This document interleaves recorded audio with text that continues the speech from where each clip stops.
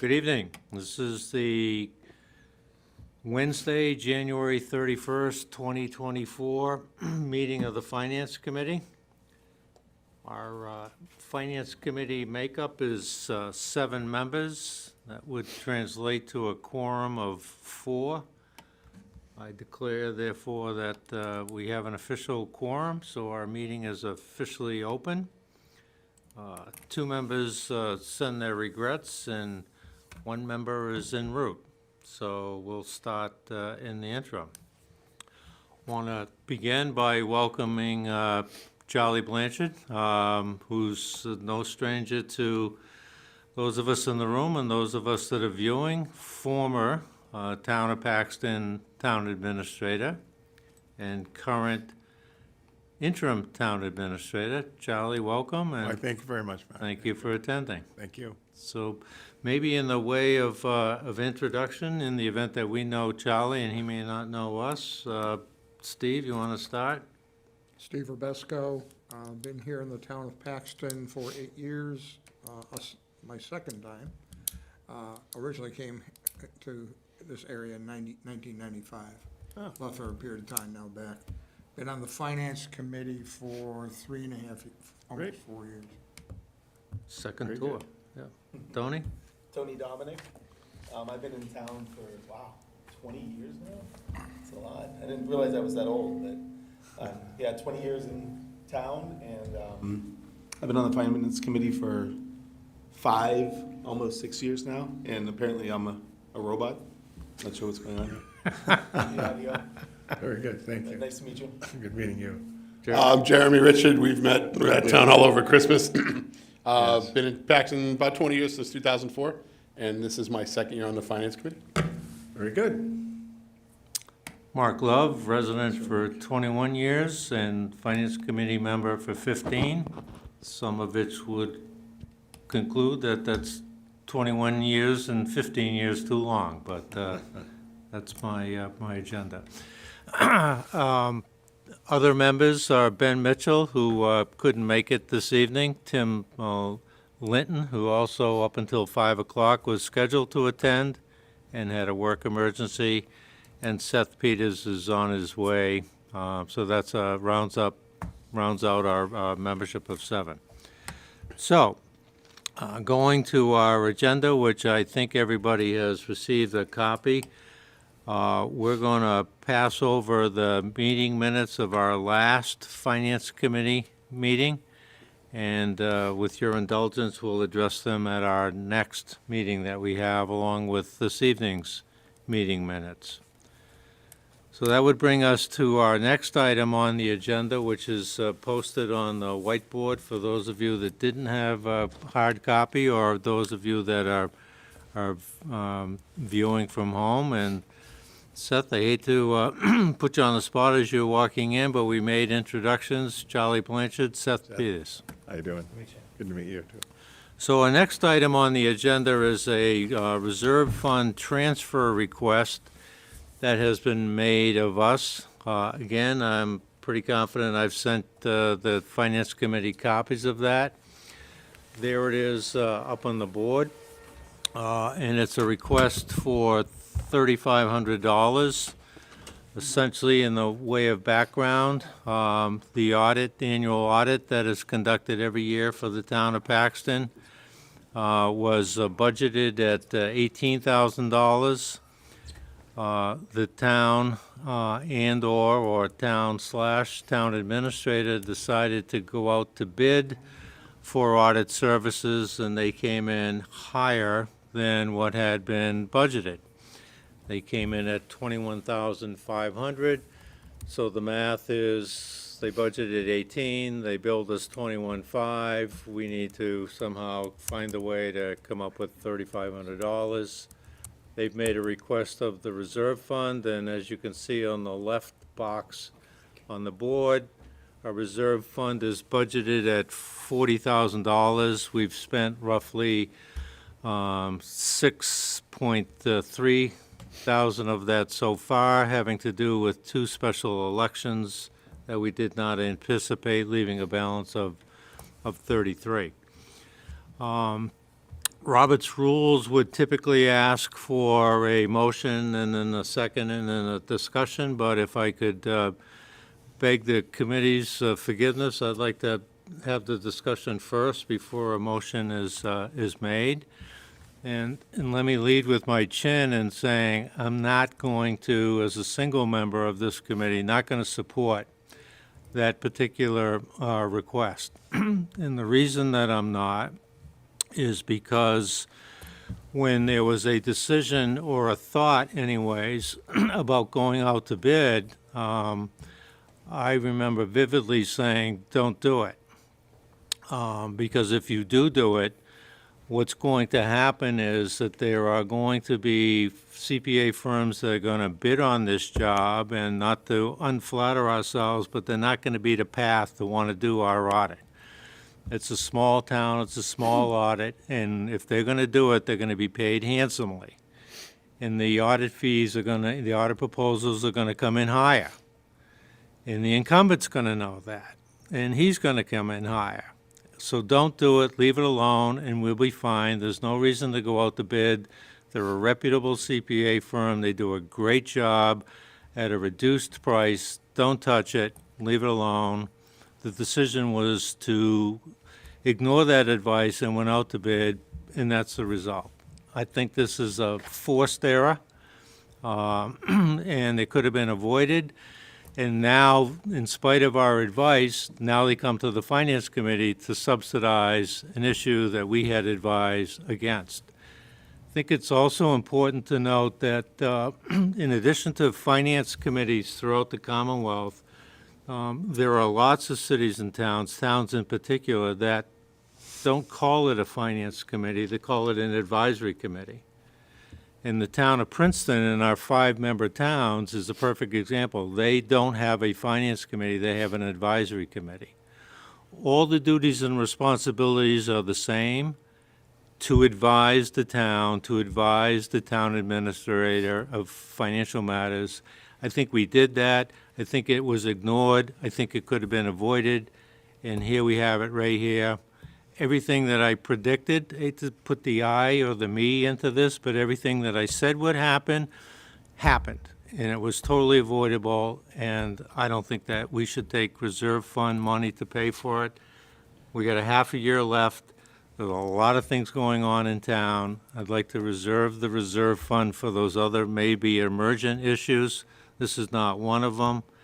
I'm not going to support it. So with that, I'll certainly allow for other discussion or a motion to approve The flip side of that, or a motion to disapprove. it's a bill that needs to be paid. Right. It's an audit that was conducted in September.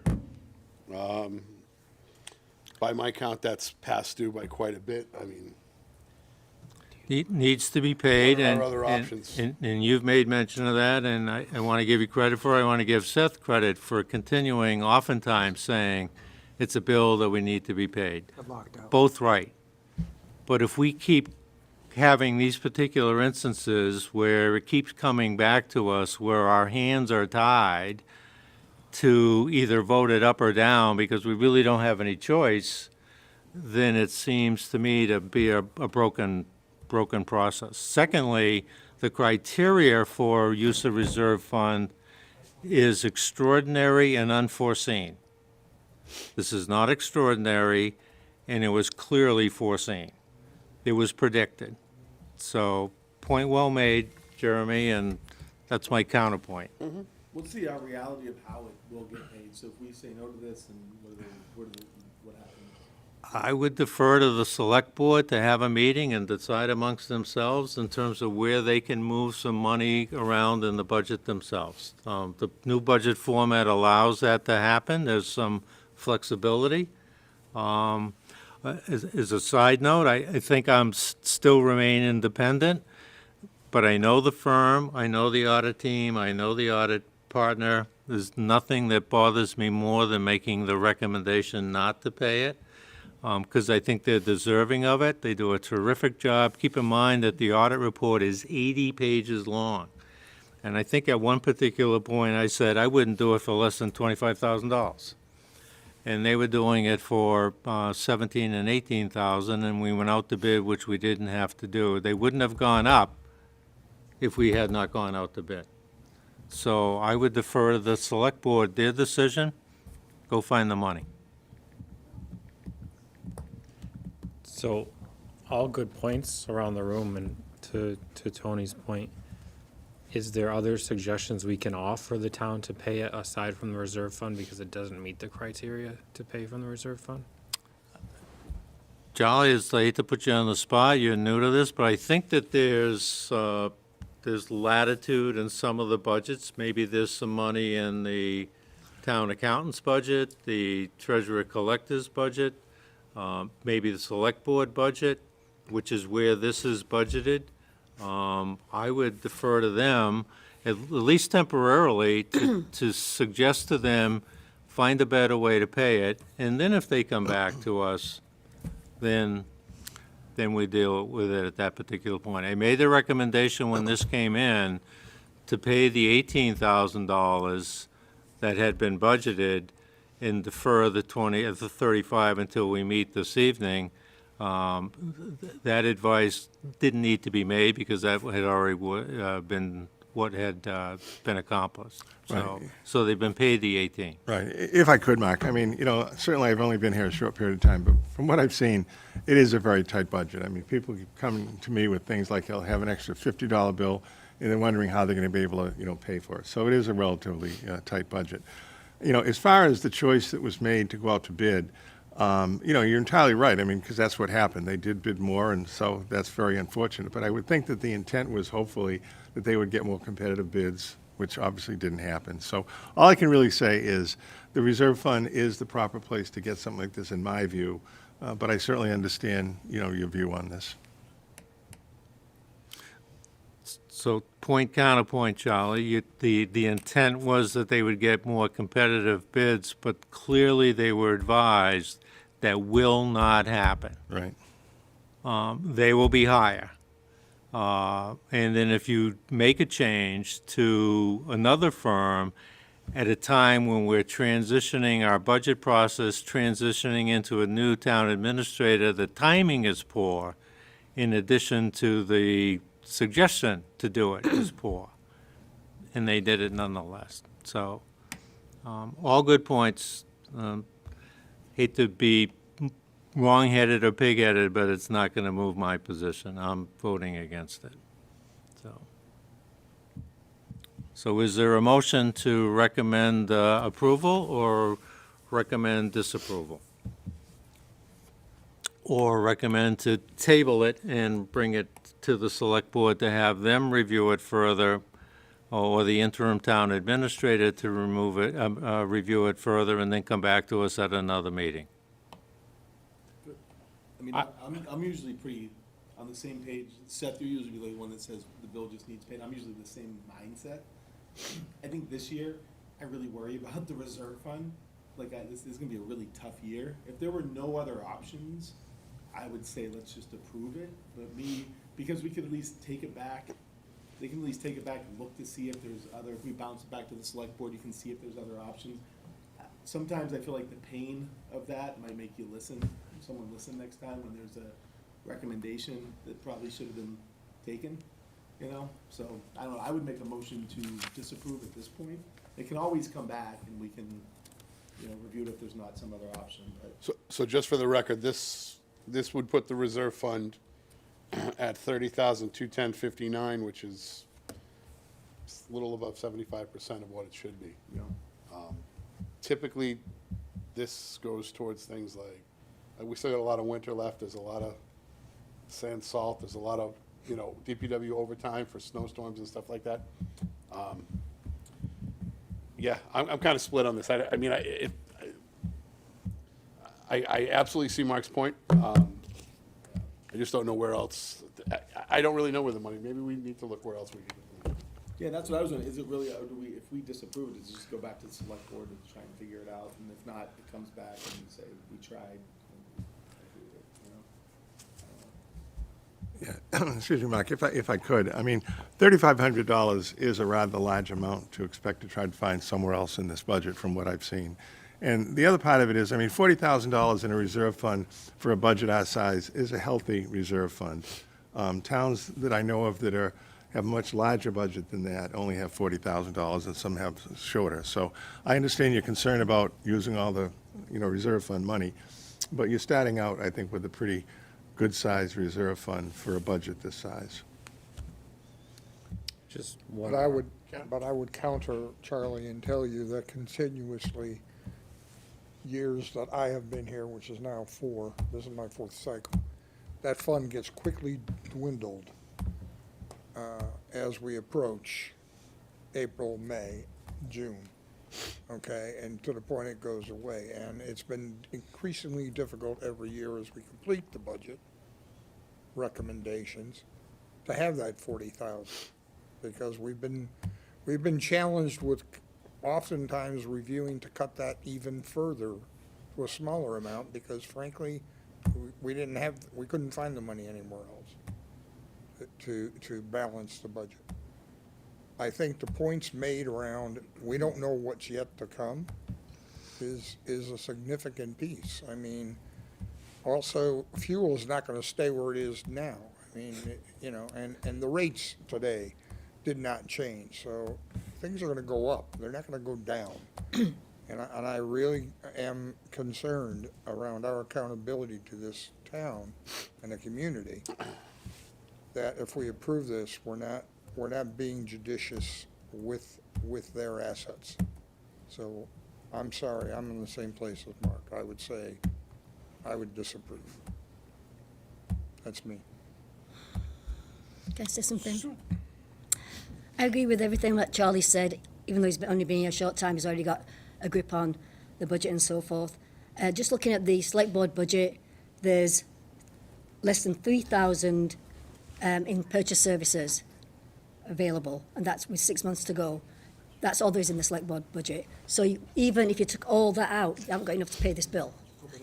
So I think the reserve fund is the place to get this funding. And I Yeah, but agree with what Carol, you I'll said about go back to Tony's point, and I don't want to speak on his behalf, but he said, if there's no pain, then this will keep on coming. Somebody needs to feel the pain, and why does it have to be the Finance Committee who made a recommendation against doing what you did? Who did? Can I explain? I had the conversation with you that I didn't agree about going out for the audit. We had the same conversation, so don't say they. This wasn't a select board decision. Well, town in administrator all the decision. policies that I read, So, the town administrator and the select board are in charge of making the but appointment. now we've got to pay a bill. So I'm not looking to point blame as to who did it. The Finance Committee recommended against doing it, and it got done.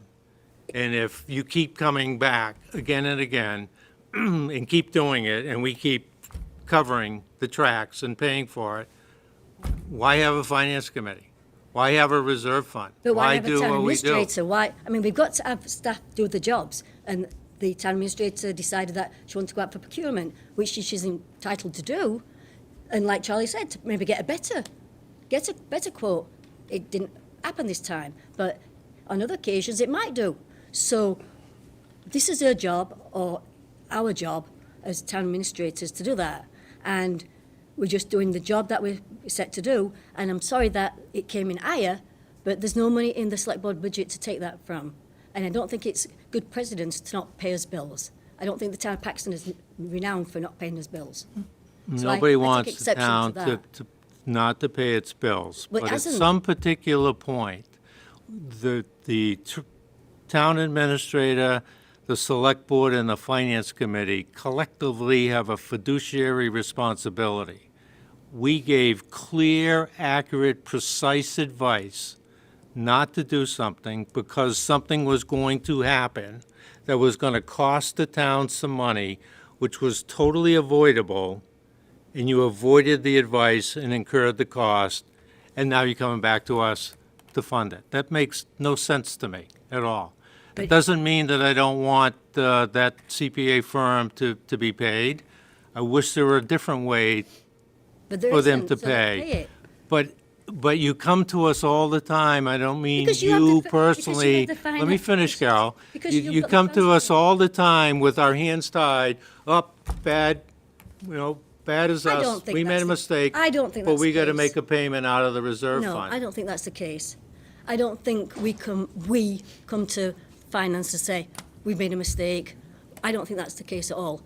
The transfer is a legit transfer because the quote came in. The election is a legitimate transfer, totally This is unavoided, a legit totally transfer. extraordinary, totally unforeseen. Same here. This is none of these. So let's just go on the fundamentals of the policy. There's two criteria. This particular request doesn't meet either of those criteria. So the criteria is it's a bill that's got to be paid. That's not the criteria. The criteria is that it's extraordinary and unforeseen. It's It is. neither of those. It is. So I would It's suggest that unforeseen. the select board go back and come up with a different idea. And if it happens to be that there is none, I would think that the finance committee would take it under consideration later. Okay, But that's my position tonight. okay. So there's a motion to disapprove. There's been some discussion, but is there a second to disapprove?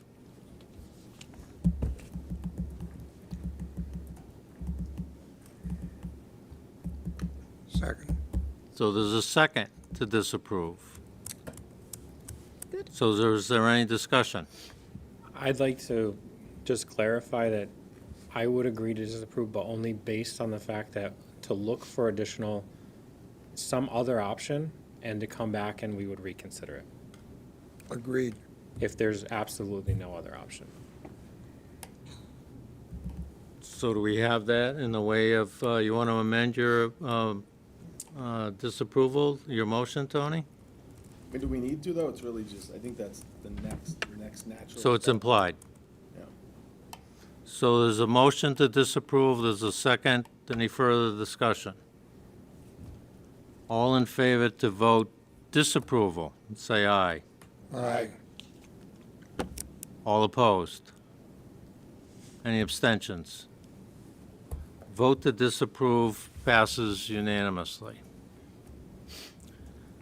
So the next item on our agenda, if you'll allow me to skip over number 4 and go to number 5, is to plan for some future meetings.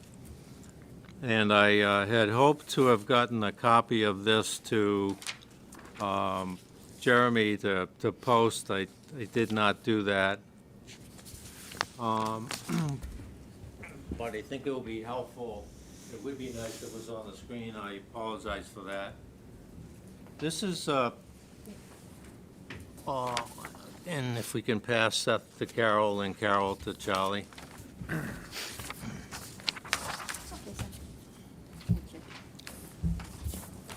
This is kind of a reordering, so to speak, of all of our 46, I don't know if anybody ever knew that, but we have 46 different departments and cost centers.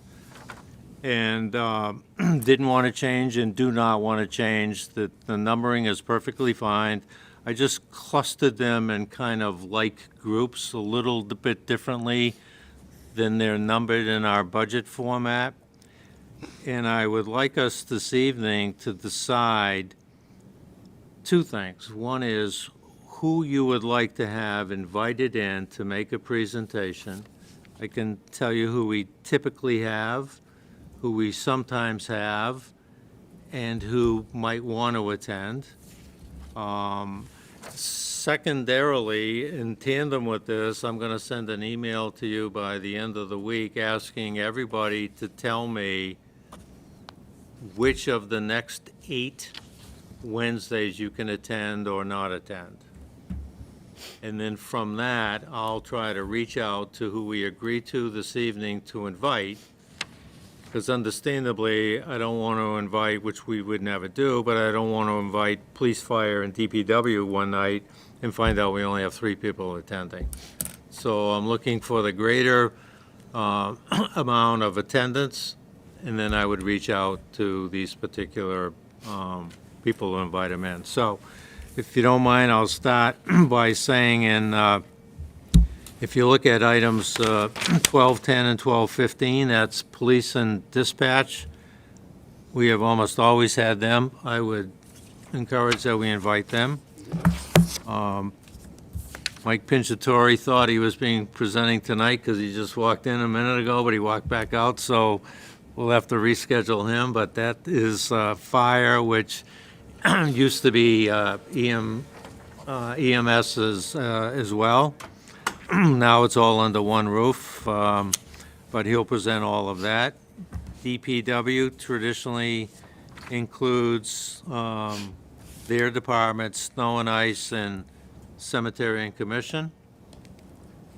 To the right-hand column, under item 1192, I think fire might speak to the public buildings maintenance at that same time.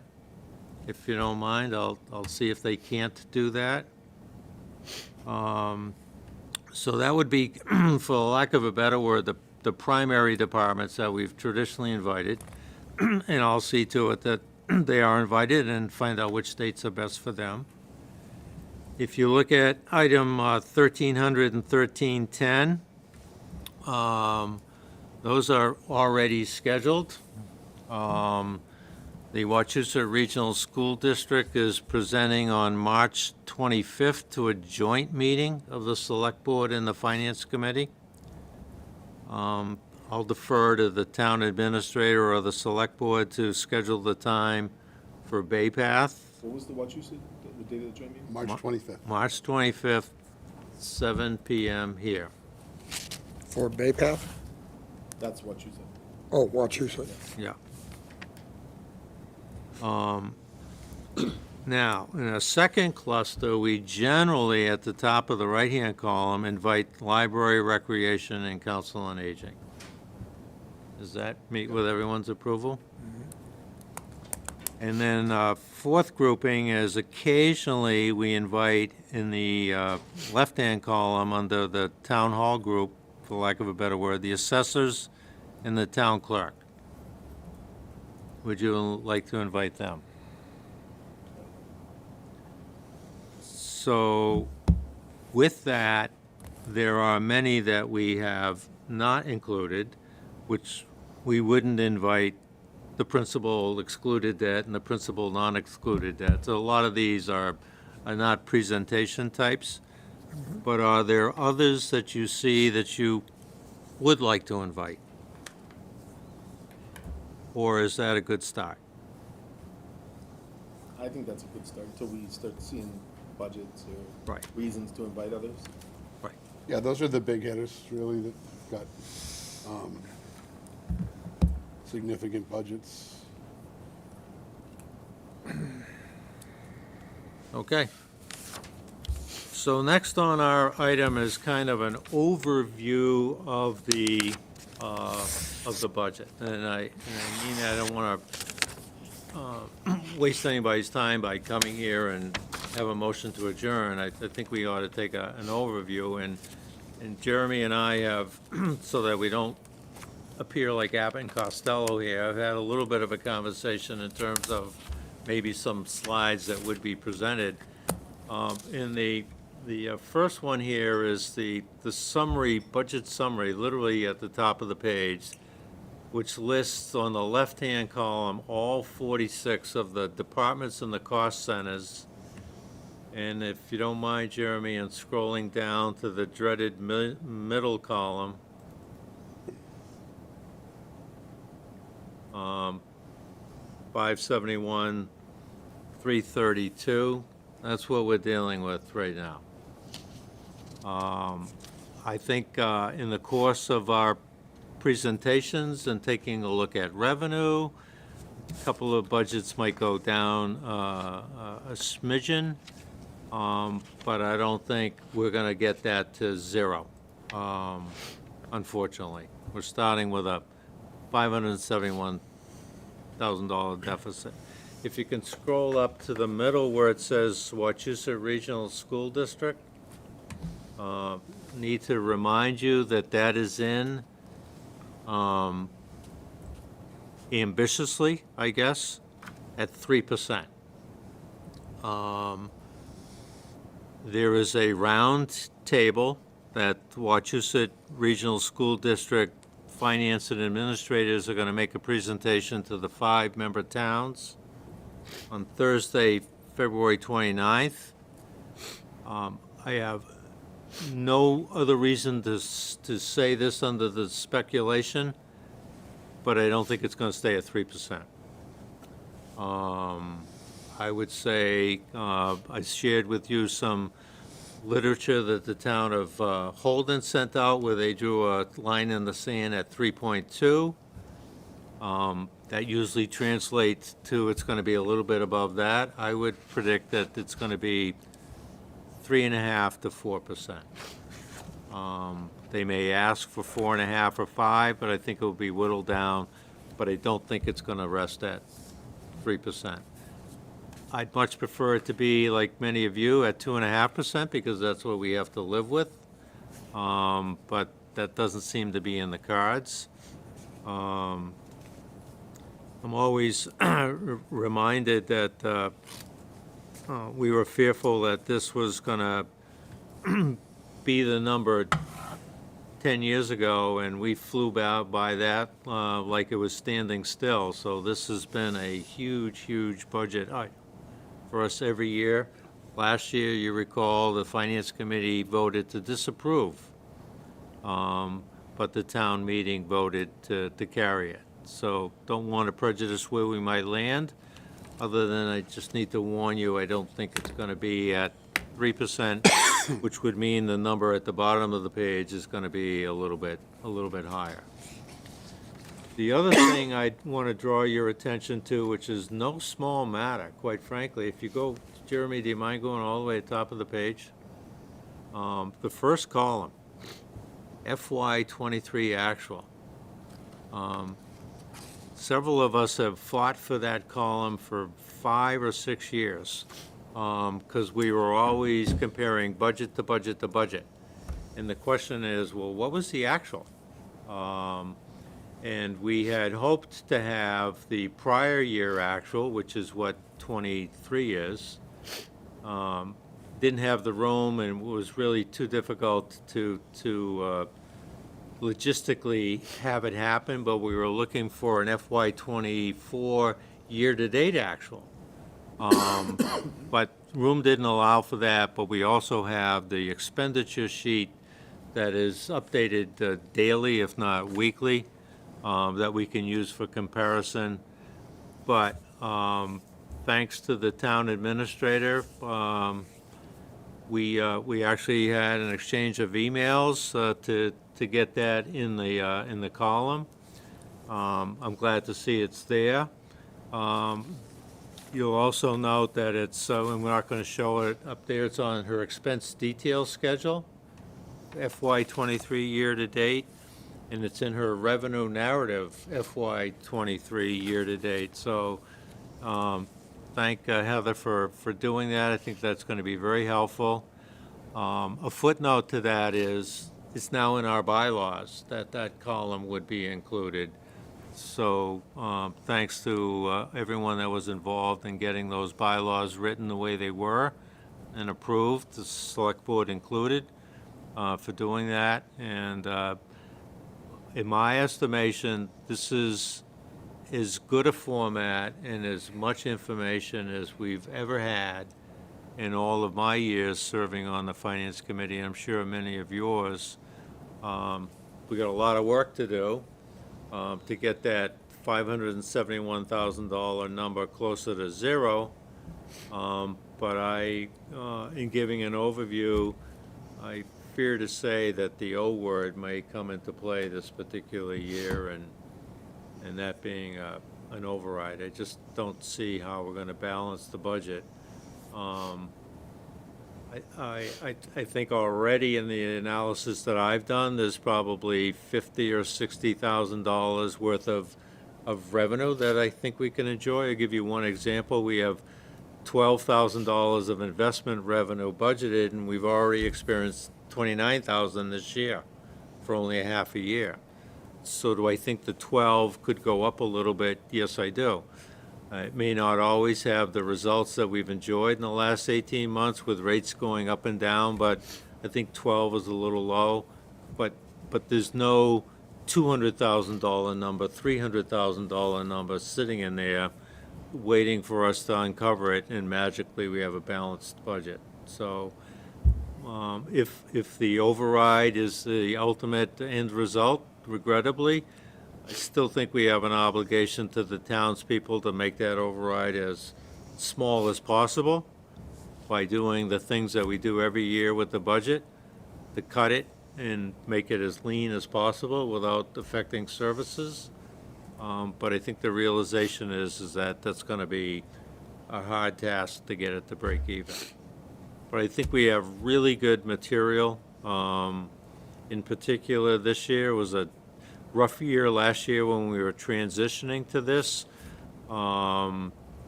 But I think we all stayed the course, and I think we've got good material to make our analysis. When the presentations are here, we'll have that same detail, along with the department heads making the presentation. So I think we're in a good position to make good decisions, but may not end up with a surplus in the process. So that's kind of an overview.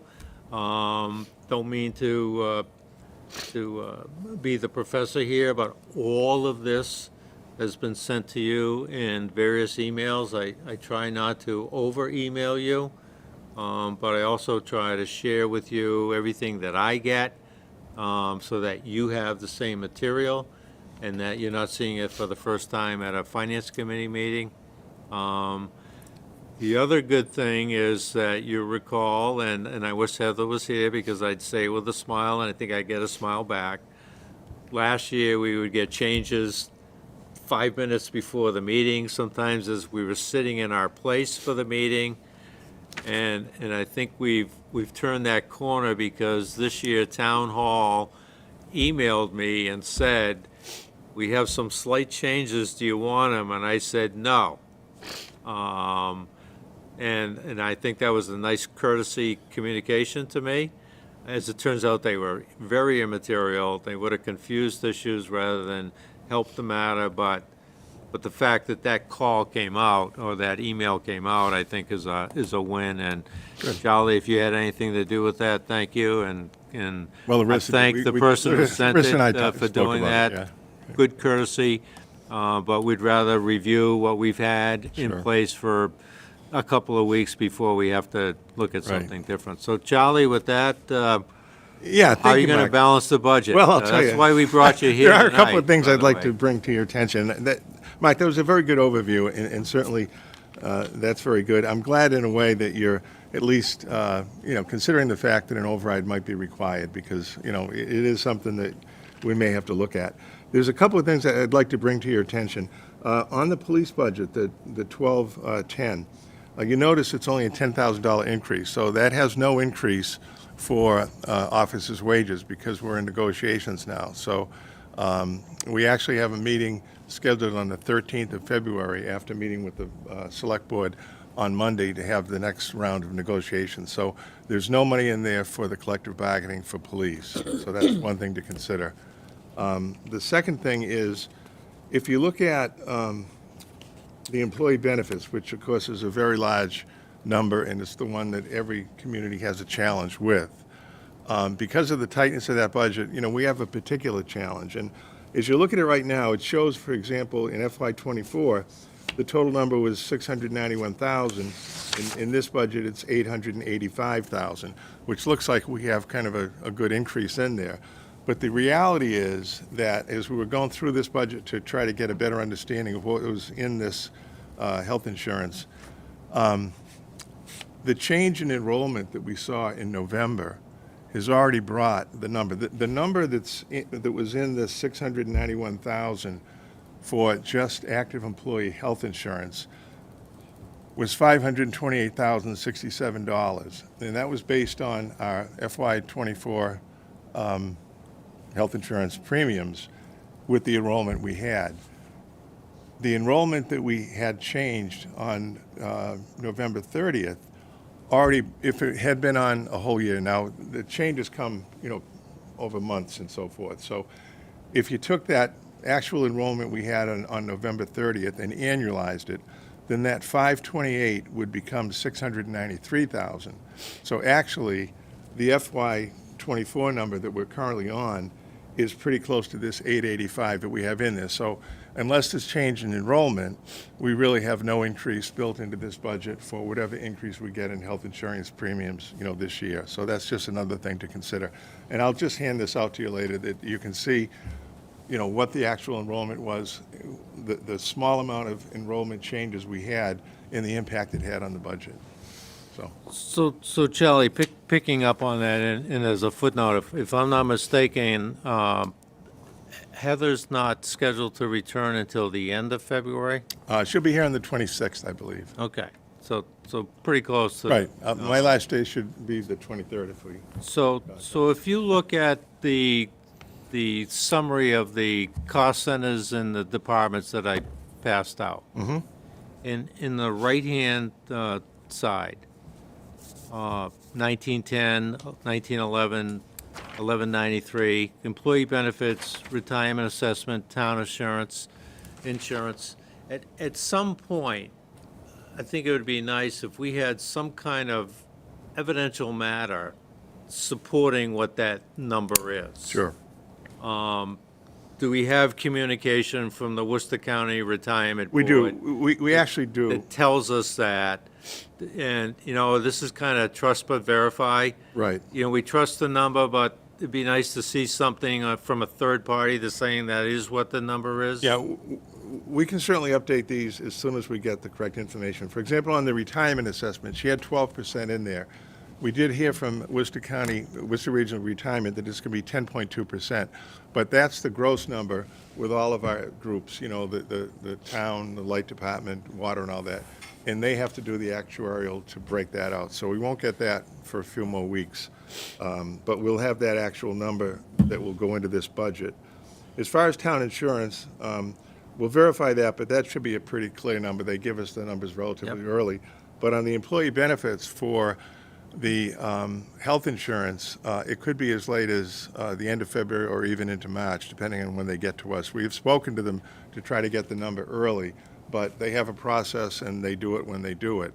And they did have information at the Mass Municipal meeting a few weeks ago that they have the range of increases. The average is 6.6%, the high is 9.9%, and the low, I think, was 4 something. I forget what that was, from Maya, which we have our insurance through. So the worst we might see would be a 9.9%. From what I heard in talking with Heather about our experience and information they've gotten from Maya, we are toward the higher end with our experience rate. But as soon as we have that number, we will fine-tune the employee benefits, the health insurance, which is a big part of it. Okay. Charlie, the base number of employees for the town, has that gone up? Has that changed? No, I think it's pretty stable. I think the thing is, it's just different people take it, they opt out or they move in, depending on their conditions and so forth. So as we schedule these primary department heads to come in, police, fire, and DPW,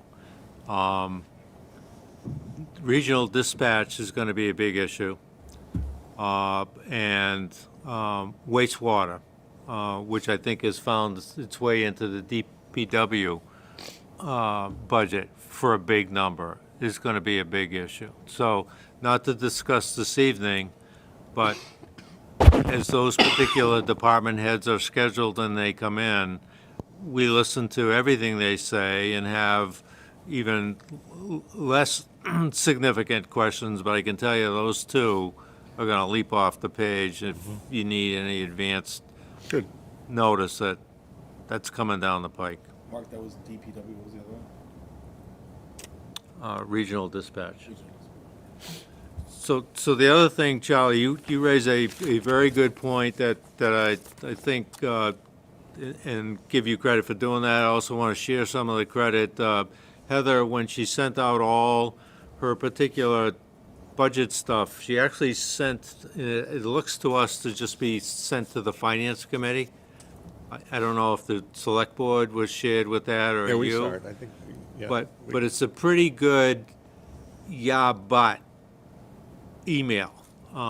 Here's my, as I go leave for my leave of absence, a lot of detail, a lot of information, right up to the date. I think it was the last day that she was working. Right, But this is estimated, this is estimated, this is Right. not in here, and this is, I think she actually used best guess. So as dire as the 571 is, that's kind of moving around, and we don't know which way it's going. And that's our job to watch that, so. Right. But she said previously, much the same that you did, the police isn't done, collective bargaining is still going on, and a number of other things, so. Good. And I'm assuming you're gonna be here for the meetings, your own schedule allowing, that we Sure. schedule, and don't wanna surprise you in terms of a question that you could have had 2 weeks to prepare for, so. very good, so- thank you. So that's an overview that I have. If, Jeremy, if you need to, want to point anything else out on the screen, I think we're all set. I am anyways. Quick question. Yeah. Might be- I think we've talked about this before, I just want to know, was there not an override to raise money to do the lights at the Little League field? Two years ago. That was 2 years ago, but it was never done, right? No. The money is still sitting in a fund. Rec is, I believe Rec is moving on something with the lights this year. Okay, so that money, once it's there for that purpose, Has to be used for that purpose. 100%, there's no emergency. No, Carol, you would know better than I do, but that would can't- have to be a formal recharacterization if. Town if it meeting were vote. used for something else. It's been appropriated for that cause. And I think Charlie's got some information maybe he wants to share. I do, actually. I believe that it was roughly 80 or 89,000 that was Some- appropriated. 80,000. 80,000 at the town meeting. And the issue that came up is the fact that the Little League requirements now require, well, and have since 1993, that you can't use wooden poles. You have to use metal poles. And basically, the metal poles end up being 15 feet higher than we have now, and they create a different kind of a light situation. So we had a meeting last night, as a matter of fact, with the Recreation Committee and also the Light Department, who had volunteered to do the work. And the conclusion was that we'd be at great risk if we do anything to upgrade those lights. The regulations or the rules on the Little League talk about if you have to replace or upgrade and change the lights, you have to do them to the standard of having the metal poles. So what we concluded is that it's possible that if we only replaced, the deteriorated cross pieces and put on new lights. The lights are so old that they can't even find fixtures to replace them. But if we were able to find lights that gave the same light level, so you're not now saying you're putting a higher intensity light at a lower elevation, which might create a risk if there was ever a problem with somebody being injured because they didn't see a ball or something like that. The concern was that we do, whatever we do, doesn't make us liable for the idea that we should have really replaced these things with the much more expensive metal pole lights. But hopefully, if we can replace what we have, or not really replace it, but fix what we have to the same level that it is now, that it wouldn't be considered an upgrade, then possibly we could fix the safety issue there. Because I understand there's a safety issue from the standpoint that in 2021, when they were replacing some lights, they saw some real deterioration in the cross members. And so right now, I think there's a concern that the lights could be a safety hazard. We should do something, but we only have that amount of money, which would mean we'd have to use wooden poles and wooden cross pieces, because then the light department could use their equipment and actually get the work done. But we want to make sure we're really only replacing or not improving, just creating what is there, recreating what is there without really upgrading or changing anything significantly that would have triggered the different light setup. So, for what it's worth, that's the situation.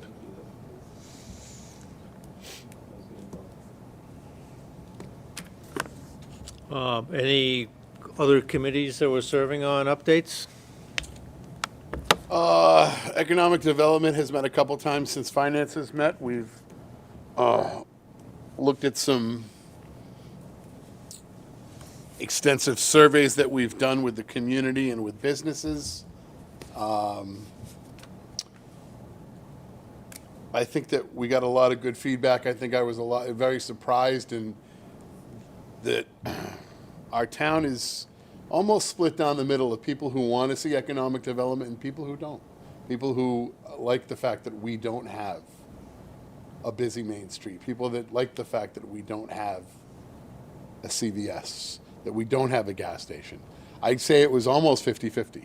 I think a lot of people don't understand the dynamics of how the revenue in this town is exclusively tax-based, right? That's all we have. There needs to be some development there needs to be something. We revamped the committee, we slimmed it down and got people who were much more committed to being on it. Talked to a lot of our business owners in town, and I think that, so the approach now is twofold. One, we need to do more to promote the businesses that are already here. There's businesses in town that people didn't even know exist. There's places there's businesses in the little plaza where Conti Insurance is. There's things in there that a lot of us never knew existed, or there's a lot of people that have a business out of their home or things like that. We've got a list of that, and we're working through how we promote that better to the town. The feeling of the committee is that if we can find a way to actively express how we want to, what's great about doing business in Paxton, it might attract more business to the town.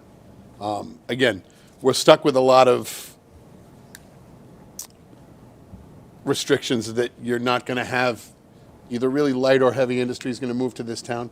We just don't have the infrastructure.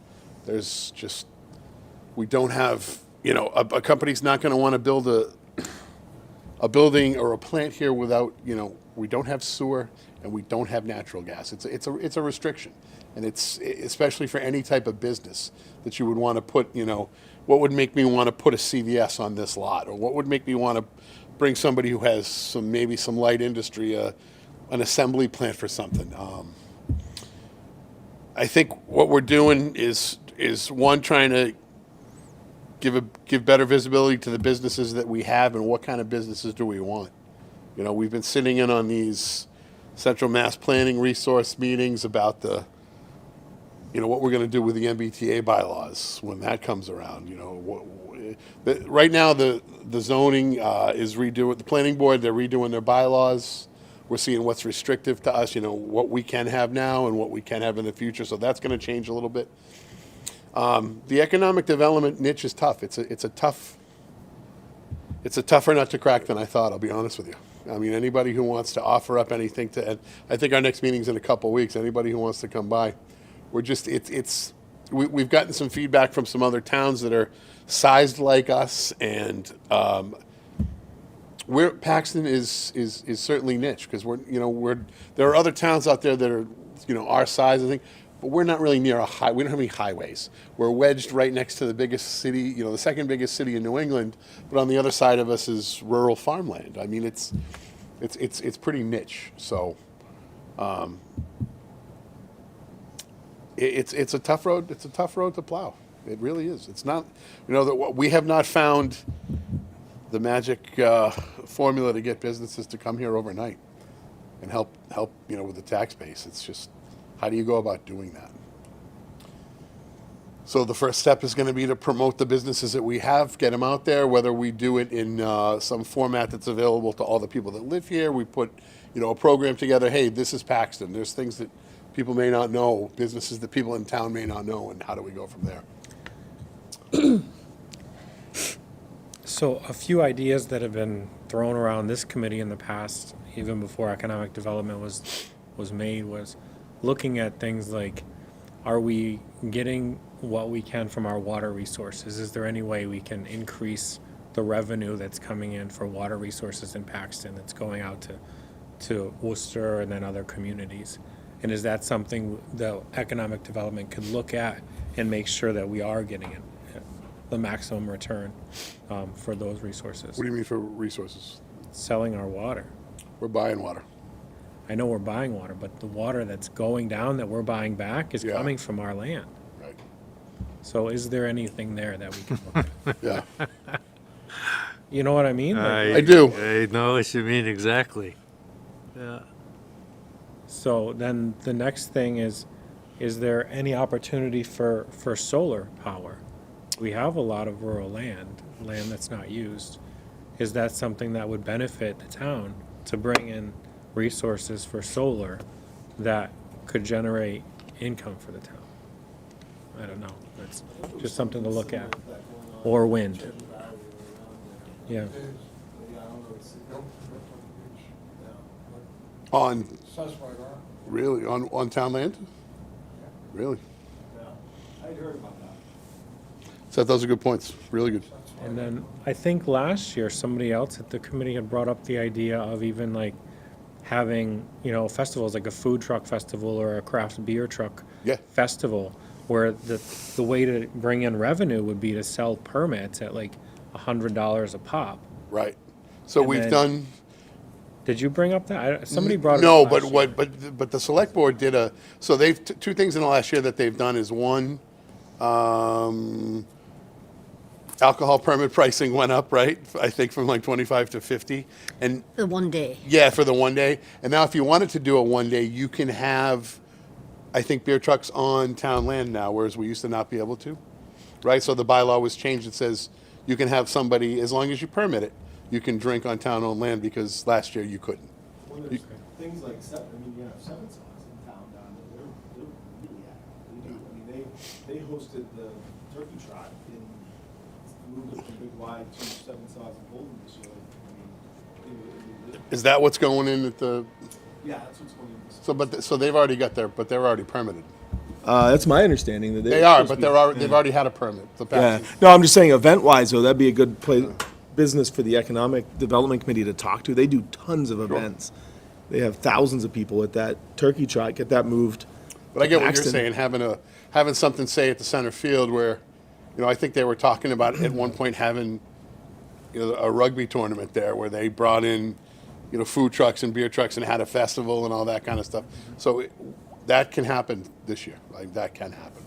We voted on those, I think, at the last town meeting. So Are you the chair of that committee? You should go talk to Seven Saws. Like I said, that's going to be a good. They host tons of those events in Holden.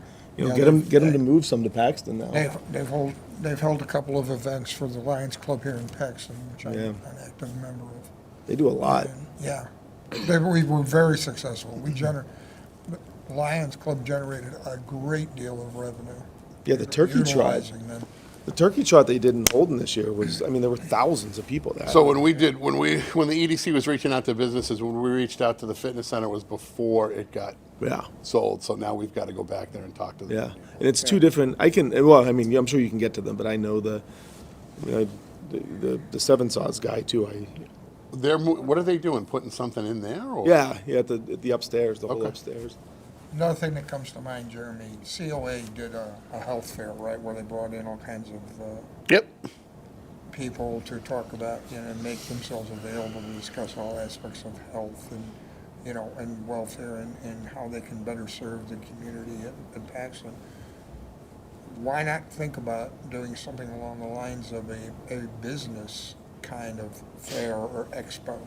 Well, let local businesses, if they really want to know or want to generate additional exposure, get them, on board. I mean, there are a variety of places that can be held. The school, anyway, that could be all available too to generate additional business, which nets to additional. Very good ideas. All good points. Good stuff to reach out with. So I think we're meeting in a couple weeks. I'll let everyone know when it is if you care to drop in. We typically Zoom, so if it's easy for everybody to just jump on, because it's tough for me to get a quorum in person. But I'll certainly let you guys know when we post the agenda, if you'd like to go in, that'd be awesome. I appreciate it. Great. Thanks. Thank you. Charlie, I don't want to change lanes or be in a lane we don't belong, but I heard you made an update to the select board recently on the DPW building committee. Yes. Can you give us kind of a synopsis of that? Well, we actually had an update from the engineer on it, and I guess the short story really is that apparently the last estimate that they had was, in like 2018 or something like that, for a $14 million project. And they've been monitoring the current costs and so forth. So the actual design that the feasibility study was done on and the conceptual design they have would now cost $25 million. So that's, quite a substantial increase. And we did have some discussion on the fact that Weston and Sampson has several projects they're working on over the next few months, so they'll have more current data, but they really don't see it dropping off. Their trend they see now is the increase has been like in the order of 4 or 5% per year on projects like that. The other thing is there was an update from the work they had done on talking with DCR about what can be done on that site because of the constraints on it with the wetlands and the closest to the reservoir and so forth. And they did get at least confirmation from them that a new building could be constructed, closer to the road out front. And they would certainly discourage or not allow any expansion or any work done where the existing building is, and they want all that taken down, and of course the old salt sheds and things like that. So the plan they have shows a building that would be done up toward the road with a new septic system and so forth. There has been a grant obtained for roughly $200,000, I understand, which was, the intent was to try to see if they could improve the restrooms, get a septic system in there, perhaps get, trailers that might have an office and a restroom in there. If that was to be done, it would have to be done away from the current building on the area of the site that they would allow future building on. So that is something we asked Weston and Sampson to look at, is if a septic system could be designed up there that then could be utilized for the building if and when it went forward in the future. The second thing that the committee talked about was, getting some figures together on what the cost would be to the average single-family home for a $25 million bond for 20 years, whatever it is. We do have that information. I sent it to Travis, and he'll be presenting it to the DPW committee at the next meeting, which I think is February 14th, maybe. Good. Not totally switching gears, but staying on this with DPW. The recent leak-a-week water main breaks, how is that going to look at affecting his budget this year? Has he been? Well, I mean, We've had 2 or 3 of them over the last 3 or 4 weeks, and yeah, there's been no discussion that it's, placed an extra burden on Okay. it. I mean, they've been repaired relatively quickly. They've Yes. done good work on it and so forth. So I don't know if that's, more breaks than we normally have, but, I mean, they were taken care of. Okay. So let me conclude Oh, with. one more question if I could. Just Yep, on- go ahead, on- Charlie. Do you have any update, Mark, on like the capital planning committee, what the status of that is? I haven't really seen anything on the capital improvement planning committee. We are going to schedule a meeting in 2 weeks. Okay, great. What I did was I sent out, because I serve on that committee as well, requests for people to submit, even in an informal way, what their needs might be.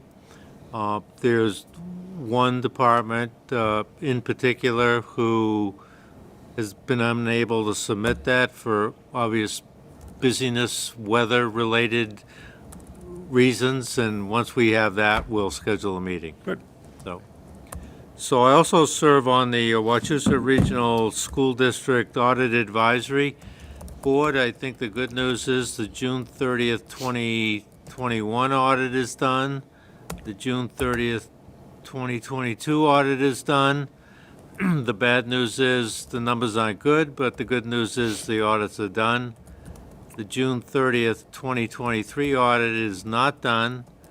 And given the fact that it has a June 30th year end, traditionally those were completed in November and December. The fact that it's January and we don't have a meeting scheduled to review it they're still cleaning up a broken system that the current administration inherited and is trying to fix, and it's taken much longer than I think anybody thought. But hopefully, in a short period of time, all the audits will be complete. You might say, well, what's the big deal? But the problem is, there's all kinds of state and federal reporting that you need to do, which has to include the audit report, and if the audit report isn't ready, you can't make those reports. So, best case would be to get them done. Worst case is they're not done yet. But it is improving, but not where I think any of us would prefer that it be, but gets better a hash mark at a time. You get a first down, I guess, a hash mark at a time when we're trying to get a first down here, so that's the update there. So any old business, new business? Is there a motion to adjourn? So moved. Second, Second. discussion. All in favor? Aye. Opposed? None. Abstention? None. We stand adjourned.